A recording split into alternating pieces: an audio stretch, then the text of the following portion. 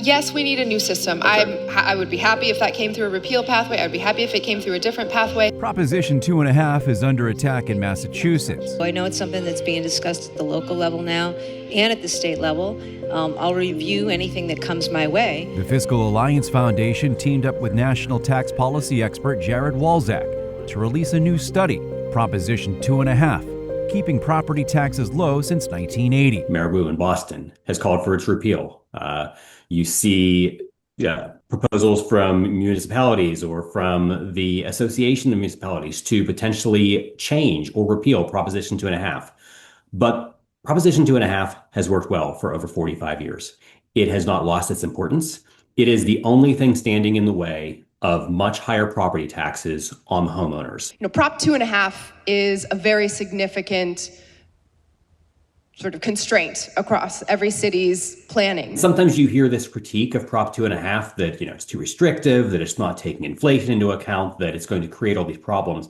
Firstly, Proposition 2.5 has been around for decades, and it has worked, and it has not forced local governments into a difficult situation. It has kept property taxes in check. You look overall and you still see an environment where property taxes are higher than average, but they are not incredibly high anymore. And if you compare this to other similar levy limits across the country, in many ways, Prop 2.5 is more generous, both in the amount of the cap and the way that it treats new property. When there's new construction, the way it's treated outside the cap actually means that growth, even on existing properties, is higher than 2.5%.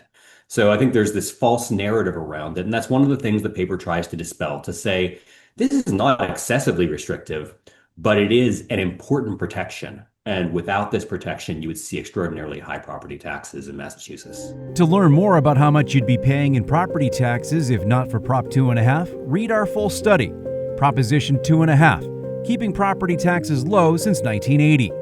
Visit fiscalalliancefoundation.org. The Fiscal Alliance Foundation is a nonpartisan, nonprofit 501c3 organization.